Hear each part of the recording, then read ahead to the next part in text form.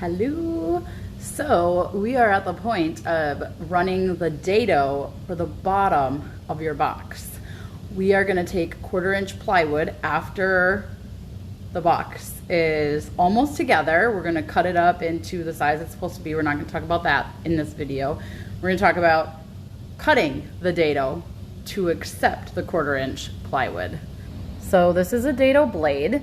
As you can see, there is not one, but 2 blades here. And I could even put more blades in between this so that it is a wider dado blade. So that's the size of the 2 blades put together. And then this is an example of one that had more blades in between, so it's wider. Same thing over here. Okay, so dados can be used for multiple things.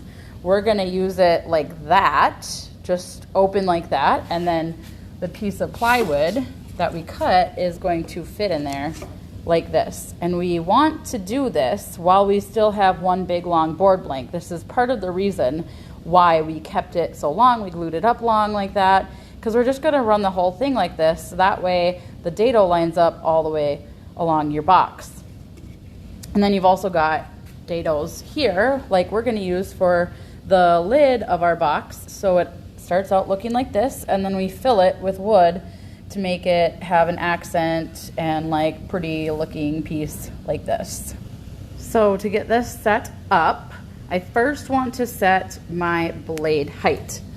I want the blade height to be about half of the thickness of my board. As you can see, this is almost gonna cut through my entire board right now. So I want to lower the blade to about half of the thickness. You don't have to measure this, you just kind of eyeball it. Once that is set, we are going to set the distance from this blade on the inside here to the fence to 1 inch. And I can't do that using this because I don't just have one blade in there anymore. I've added thickness to that blade, so this is gonna be wrong.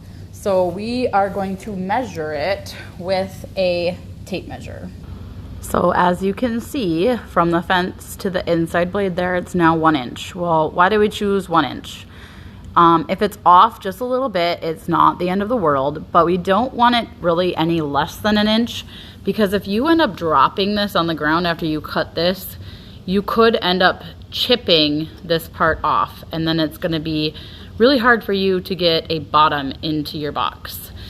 Now, when you measure this inch, make sure that this is all the way to the fence, because what happened was I just got caught right here, and then it ended up that my tape measure was a little bit off, so make sure this is all the way over.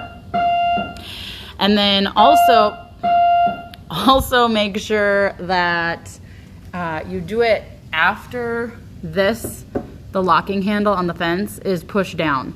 If it's not pushed down, what happens when you go to push it down is it ends up taking the fence and kind of swinging it over a little bit, and then you're gonna be closer than 1 inch.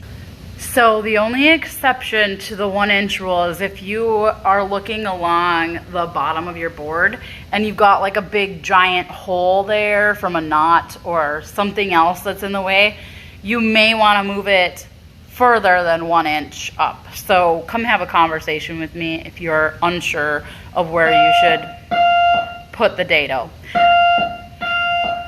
I'm gonna get set up to cut now. Everything is set, the blade height is set, the fence is set.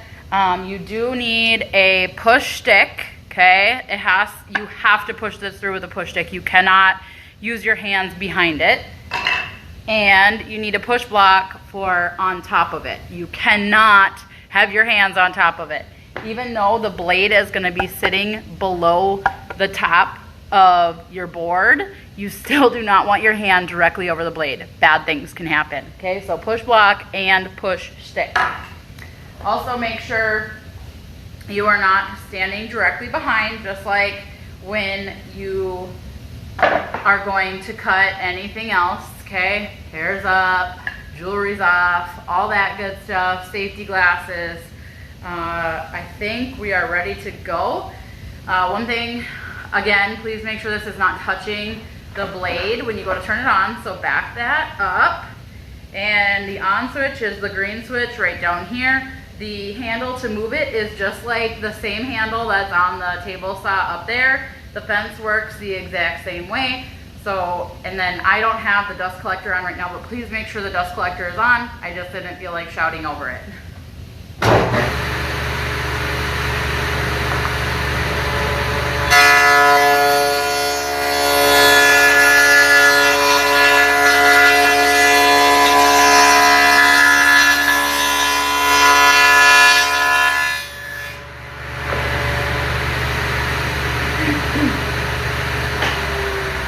So this one takes a lot longer to wind down than the one up front. So please make sure you are hanging out until it completely stops. Also, you should have probably a tail off person on this one because there is no outfeed table like the table saw up front. So those of you that have longer boards, this one wasn't so terrible for me because it's a little bit shorter. But for those of you that have longer boards, you're gonna wanna have somebody in the back kind of catching it for you. That is about it.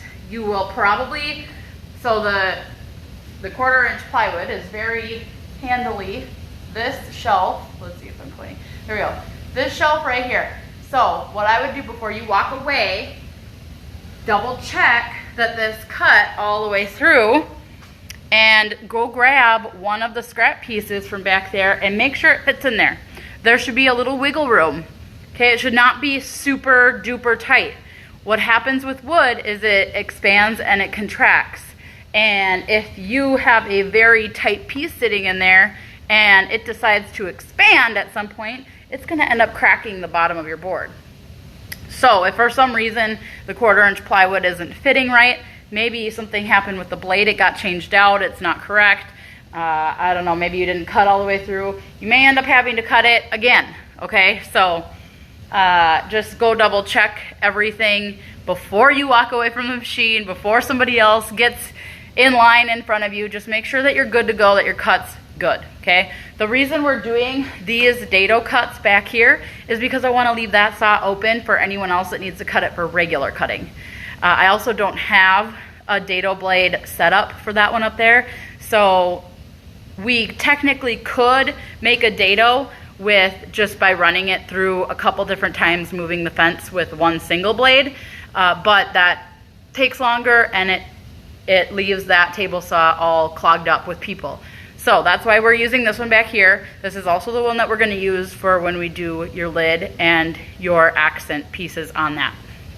So that concludes this video. I hope you got all the info. Bye.